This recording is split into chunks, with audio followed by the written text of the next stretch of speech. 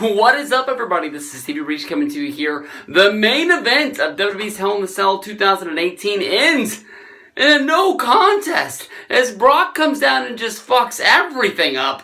What an ending to this Hell in a Cell show, which I can honestly tell you was pretty damn good. Pretty fun to watch here. I just wish that they had different start times. You can watch the end of your favorite NFL football team playing the 1 o'clock games. But as this match started, the Cell made its way down. Then we had Mick Foley making his entrance, followed by Braun Strowman. And Roman got in the ring and got right into the face of Braun and held that Universal Championship up and just basically said that this is what it's all about. This is what we're fighting for. And Braun was up to no games here. Basically, Braun ripped the title out of Roman's hand and threw it down and brought the fight to Roman right away as he beat down on him. This match was very, very fun.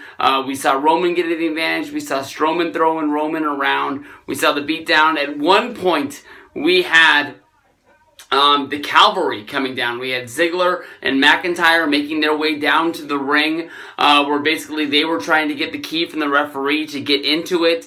They were met by Seth Rollins, who made his way running down to the ring. It was a 2-on-1 affair before Dean Ambrose made his way down to the ring, and the fight was on outside the cell to see who was going to be the one to get into the cell. At one point, Ziggler had enough of the fight, and he actually was running away from Rollins, fought his way up the cell. Rollins made his way up there, and as the two fought on the outside, McIntyre was able to get the equalizer on Ambrose, and McIntyre made his way up to make it a 2-on-1 affair where Rollins was sort of pinned down and beat up by McIntyre and Ziggler before Ambrose found his own equalizer climbing to the top of the cell with the Singapore cane.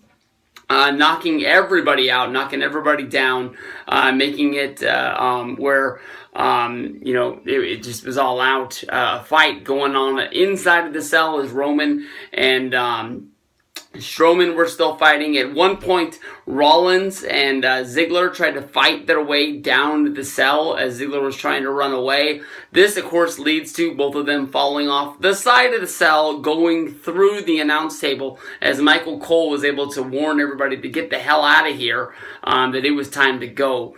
At one point, out of the middle of nowhere, Brock Lesnar appears, making his return to WWE, coming down, kicking himself inside of the cell. One of the most badass things I've ever seen is after he kicked the door in, he laid his own ramp going up the door to make his entrance into the ring, where he just beat up Strowman, he beat up Lesnar, he laid everybody out, where he, used a piece of a table that had been used earlier in the match, and he just left everybody laying. And as he made his way to the ring, I was thinking, I guess this is where we're going to see, Ziggler, Ambrose, Rollins, and McIntyre make their way into the ring, and just, everybody, cause complete chaos. And they throw up the WWE Network Hell in the Cell logo in the corner. And the show's over.